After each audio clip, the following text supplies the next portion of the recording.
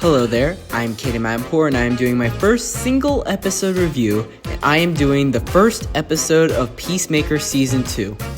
The first season of the show was one of the few things good about the Zack Snyder DCEU, and it was created by the future creator of the DCU, James Gunn. With the music, the unskippable theme, hilarious characters, subtle interconnectivity, and of course, the strangely hilarious acting of John Cena. It honestly felt like a different universe from the DCEU, where in this universe, this probably happened like a month ago. Why did you say that name? Martha, why did you say that name? Stop! Please, stop! It showed the beauty of taking a side character from a movie like The Suicide Squad that was liked and making an amazing show out of it, instead of making a depressing spin-off show about a beloved fun character, with the live-action debut of one of the greatest villains of all time, but then just making her stand around and read lines in a monotone voice and have the villain just stand around and said TIE fighters thinking they alone would kill a Jedi and acting like the first live-action version of Captain Rex is no big deal, even though he was the best character in the Clone Wars. Sorry, I got carried away. Still not over Ahsoka. Like, in canon, wasn't Anakin turned back to good at this time? So what was the point of this battle? But back to the show. Strangely enough, Superman made me excited for the future of the DCU, honestly a little more than I am for the future of the MCU, which in the state DC was 6 months ago, that's saying a lot. Even though it felt like it went a little too far with being TVMA in the first season at certain points, I did enjoy the first season and was not disappointed. And I am aware that some people haven't seen it and are only just here to get a ballpark idea of the second season. So just for the premiere episode review only, this first section will be completely spoiler free, but for the rest of my reviews on this season, there will be spoilers. So for my spoiler-free review, there are a lot of pros in the show. James Gunn said he wanted to explore more things that were just quick jokes in the first season, like his dad's quantum unfolding chamber. And that time in the first season where he was bawling like a baby about Rick Flag Jr., which he did really pretty well in these first few episodes. I was so worried about how they were going to handle a wrestler-actor changing how DC movies would be handled after the last time they had a wrestler-actor changing how DC movies would be handled. Things will never be the same, because the hierarchy of power in the DC universe is about to change. But they decided to do something that I have never seen before yet is being done really well. All you need to know is that James Gunn basically did an MIB thing where he flashed a light and said everything in that The Suicide Squad happened, but Harley Quinn never worked with Jared Leto's Joker, and Peacemaker still happened, but the Justice League never came at the end. But I'll get more into that in my spoiler section, which is sad that my theory about Peacemaker crossing universes into the DCU and killing that version of Peacemaker and living there was wrong. It still was way less complicated the way they did this, and differentiates itself from what MCU did with Deadpool. Suck it, Fox. I'm going to Disneyland. Vigilante is still my favorite James Gunn character other than Star-Lord, and I love that he is just here for the ride and doesn't have too much problems, whether or not he's just the butt of the joke. Like, the most depressing part of the first season for me was when Peacemaker cried over Hardcore while Vigilante was shot on the ground, but I'm glad he got back up so we could get more fun moments with Vigilante. The return of John Economos, or Diebeard, was cool as well because of how he has now been in every DCU project except Superman and kinda Blue Beetle, but that hasn't 100% been confirmed as DCU yet. It's hard for me to still see Diebeard still stuck at work. Even though we had a fun cameo with him in the Future Commandos, he is such a good straight guy to Vigilante's antics. I also don't have many thoughts on Hardcore and Amanda Waller's daughter right now, but they had good setups to story, and I am excited to see where they go from there. Especially with Hardcore being played by James Gunn's wife, I think we will most likely be seeing a lot of them soon. Now, it's not perfect though.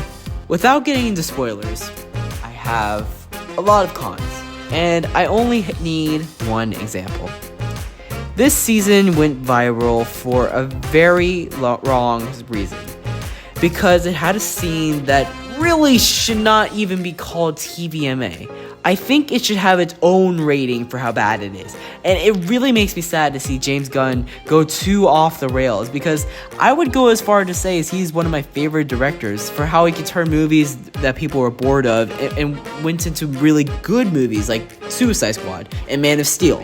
And he can make us feel a lot of emotions, as well as with Guardians of the Galaxy Volume 3. But God, does he not know that kids or teens like me are going to watch Superman and they're probably going to want to watch this show? There really was a scene in this movie that I would recommend watching alone if you're over 18, or even save yourself the trouble and skip the entire scene where Peacemaker has a party at his house. It really makes me sad that Superman was so helpful and Creature Commandos had such beautiful themes, and then James Gunn makes a scene in Peacemaker that will make people question does he even want to go with this universe anymore? And the sadder thing is that this scene didn't add anything to the story. Look at you. Why don't you do something with your life? Sit around here all day. You contribute nothing to society. You're just taking up space.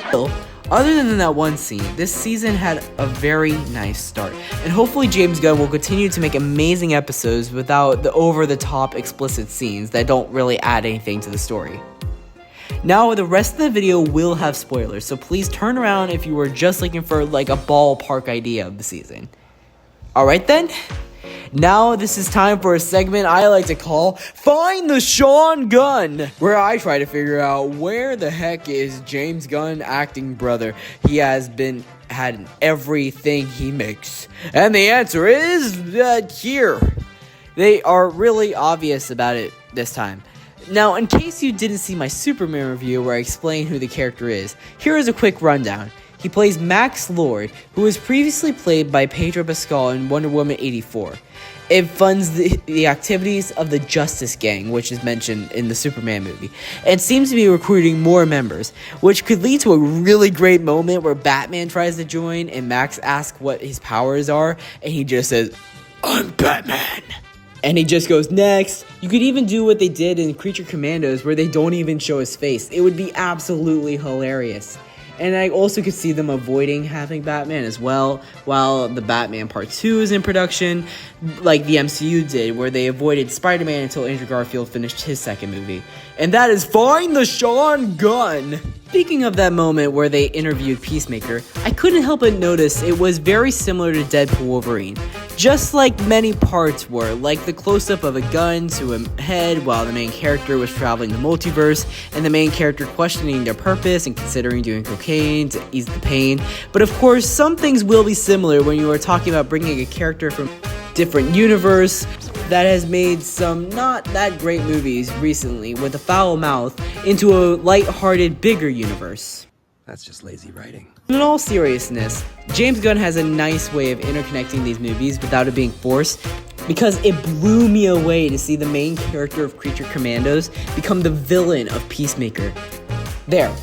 That's amazing writing. People who watched The Suicide Squad and Peacemaker Season 1 know that Rick Flag's son was killed by Peacemaker. And people who saw Creature Commandos know that Rick Flag Sr. can sometimes get on a whim and go too far with it, but has the best intentions for metahumans.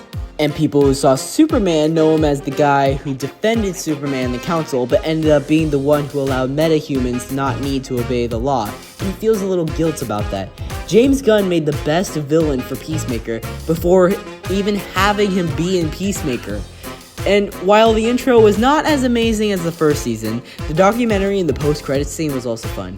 Along with that final fight scene where the alternate Peacemaker dies in a way that has to be up there with the most ridiculous death with Shmi Skywalker and Ra's al Ghul's daughter. By the way, Attack of the Clones is my favorite Star Wars movie to return to, and no one can prove me wrong.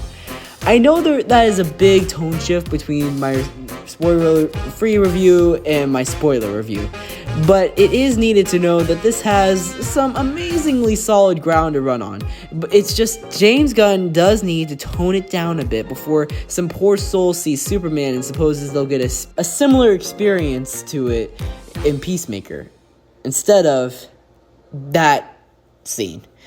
Anyways, I will be back for the rest of the episodes of Peacemaker as the weeks go on. And remember... Wait, before I go, I have a valid theory on where this universe is. Looking at the newspapers again, a lot of them mention Gotham, and Peacemaker being the one who defeated the villain in Gotham. Of course, this highlights how Peacemaker is a hero in this universe, but why is he such a big hero? Why aren't there any other heroes? I say this because there is a fun joke in Superman where they dismiss the Justice Gang defeating a giant light monster in the background of his movie, which was funny but made sense. This stuff probably happens all the time a lot in superhero universes. But what if he is the only superhero in this universe other than one that isn't fantastical but lives also in Gotham? Now you want to get nuts? Come on, let's get nuts. Yes, I am saying Peacemaker is in the same universe as one of the Batmen. Now, I will safely say it is not Michael Keaton because he just returned from the Flash movie that got not the best press because of the actor who played Flash, and I don't think he would want to return anytime soon. And sadly, Val Kilmer recently passed away, and the DCEU seems to have faded away from existence, and it would be too meta to have Ben Affleck play a Batman in a different universe. And Gunn is staying very far away from messing with the groundedness of the Robert Pattinson universe Batman, which leaves two universes, the Nolan version of Batman and Clooney. Now, with the zaniness of Clooney, he would be the perfect Batman to be in a season of Peacemaker, along with the fact that Clooney never liked Batman and Robin, and would probably like to redo his take on Batman. What killed the dinosaurs? The Ice Age! But sadly, Flash got abandoned in his universe, and Gunn would probably not want to refer to that universe probably ever again. So that leaves Bale's Batman. You wanna know how I got these scars?